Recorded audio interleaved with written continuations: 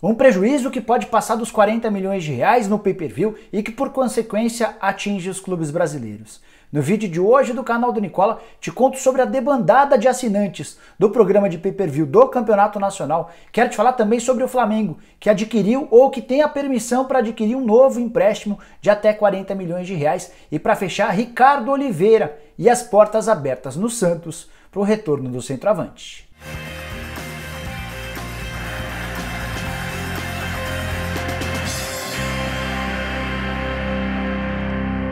Fala aí pessoal, sou o Jorge Nicola, bem-vindo a mais um vídeo do canal e antes de passar as informações que eu prometi agora há pouco, alguns pedidos. Primeiro, para você assistir ao vídeo até o fim, se curtir não esqueça de deixar um like e de se inscrever no canal. Depois aciona o sininho para ser notificado toda vez que eu fizer vídeo novo ou live. E por falar em live, às 8 horas da noite desse domingo, eu vou estar aqui para responder as perguntas de vocês sobre o seu clube do coração e tudo mais que você quiser saber. O que eu não souber responder, repasso as perguntas via WhatsApp ainda durante a live para as minhas fontes, beleza? Então eu espero vocês às 8 e tem também a história de ser membro do canal para participar do bolão do Nicola. Vou falar muito sobre isso na live de hoje à noite. Bom, quero começar o vídeo falando sobre Ricardo Oliveira. Quem acompanha o canal do Nicola já há algum tempo vai lembrar que eu contei que o José Carlos Pérez, o presidente do Santos, havia demonstrado vontade de ter o Ricardo Oliveira num futuro próximo. Eu havia feito essa pergunta para ele logo depois que o Atlético Mineiro anunciou uma lista de dispensáveis de jogadores fora dos planos do Jorge Sampaoli. Ricardo Oliveira tem contrato com o Galo até dezembro,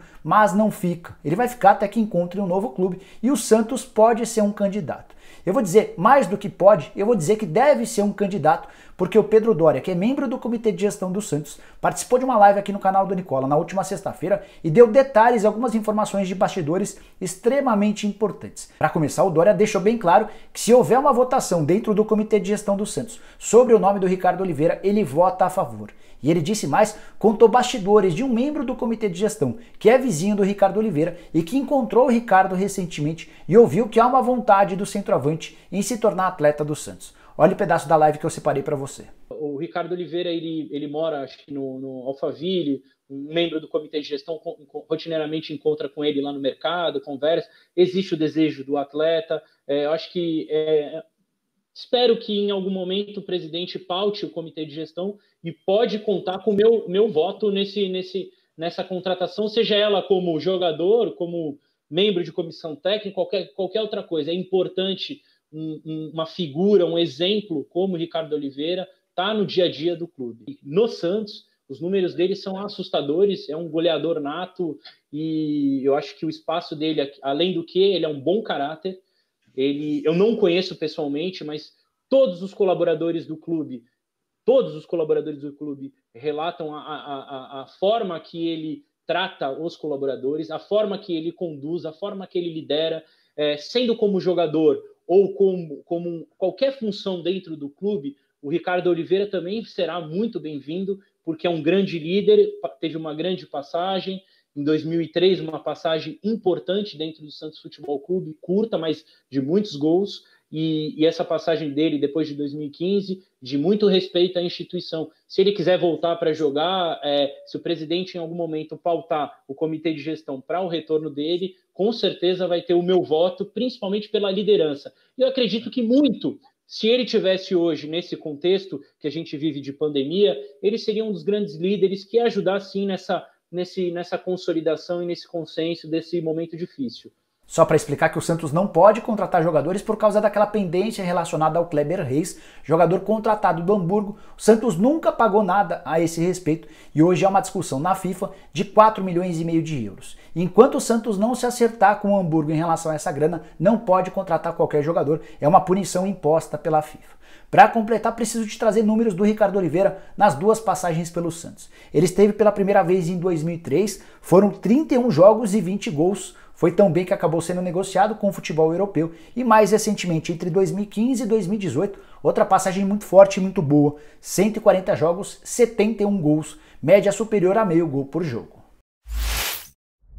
Quero te falar agora sobre o Flamengo, que na última sexta-feira aprovou uma linha de crédito no valor de 40 milhões de reais. Vou explicar com detalhes para você entender essa história.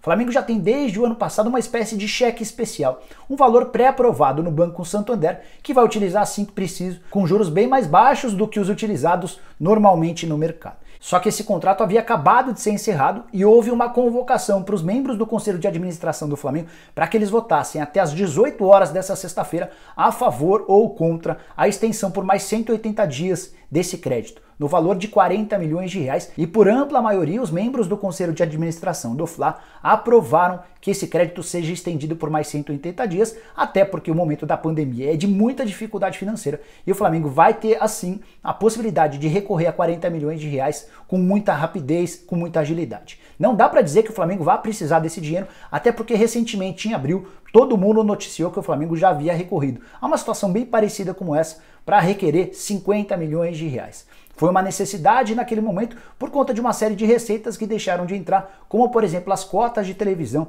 Teve também uma queda grande em bilheteria, jogos deixaram de acontecer, sócio-torcedor, patrocinadores, entre outras coisas. Dá para dizer que o Flamengo tem sofrido bastante com toda essa perda de receitas. Só para você ter uma ideia, a estimativa rubro-negra para 2020 era de um faturamento de 180 milhões de reais, incluindo bilheteria e sócio-torcedor. A bilheteria está praticamente toda comprometida na temporada, porque a gente deve ter jogos com portões fechados, mesmo com a volta das competições em território brasileiro, e o sócio-torcedor é uma grande incógnita.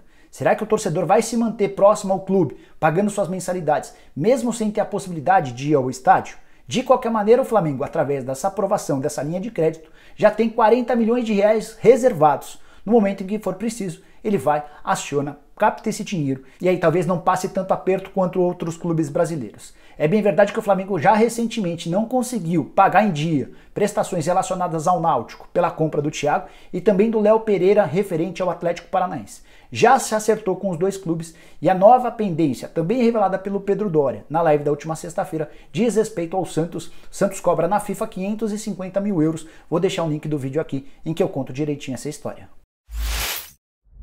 Guardei para o fim a notícia de que Globo e Pay-Per-View perderam muito dinheiro com uma debandada de assinantes, que eram assinantes do Premier, do Pay-Per-View e deixaram de ser assinantes. Informação divulgada em primeira mão pelo UOL. Você que não gosta da Globo deve estar pensando, bom, tô nem aí, não vai interferir em nada na minha vida.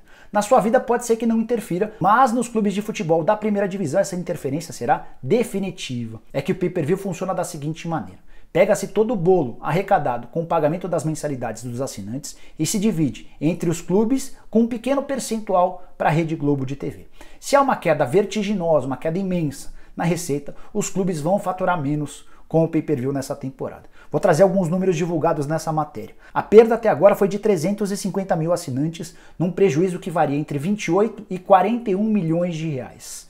Só para que você saiba, essa queda representa algo na casa dos 20% em relação ao pacote, em relação a todos os assinantes do Pay-Per-View. Eram 1.800.000 até o dia 15 de março, no momento em que a pandemia determina a paralisação dos campeonatos por aqui. E o grande risco é de que essa debandada continue aumentando, até porque não há previsão de volta nem dos estaduais, muito menos do Campeonato Brasileiro. E o cara que vai se apertando vai ficando em dificuldades financeiras, porque talvez também não já esteja recebendo, como em outros tempos, pode acabar cancelando o pacote de Pay-Per-View. Se você ficou curioso para saber qual o percentual que seu clube tem direito com o Pay-Per-View, gravei um vídeo com todos os detalhes, vou deixar o link para você aqui. Esse ranking eu já posso te contar que é baseado no cadastro feito por torcedores, membros, assinantes do Pay-Per-View na temporada passada. O Flamengo aparece em primeiro lugar disparado e há surpresas nas demais posições. Quem imaginava o Corinthians perto do Flamengo vai se surpreender. Tem também novidade a respeito do terceiro lugar e do quinto lugar. Aquela máxima de que a bolada do Pay-Per-View deveria ser dividida de acordo com pesquisas do Ibope,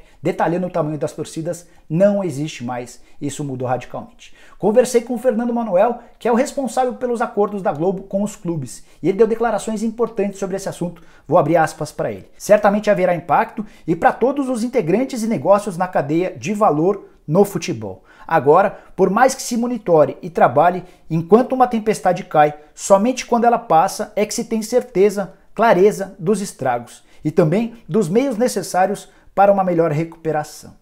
A expectativa da Globo e dos clubes era de uma bolada de 500 milhões de reais para ser dividida com o Pay-Per-View. E se a perda até agora já passou dos 40 milhões de reais, estamos falando de menos 10% em relação àquilo que seria dividido. Bom, pessoal, eram essas as informações que eu tinha para dividir com vocês na manhã desse domingo. Espero que tenham curtido o vídeo e deixem um like por aqui. Quem ainda não se inscreveu no canal do Nicola, bem fácil. Aperta o botãozinho vermelho de inscreva-se, aproveita e aperta o sininho para ser notificado. Toda vez que eu fizer vídeo novo ou live, tem live às 8 da noite desse domingo, eu e vocês me perguntam e eu respondo. E para completar, queria pedir para quem já é inscrito no canal para virar membro. Tem uma série de vantagens especiais para você. A gente se vê à noite. Tchau, tchau!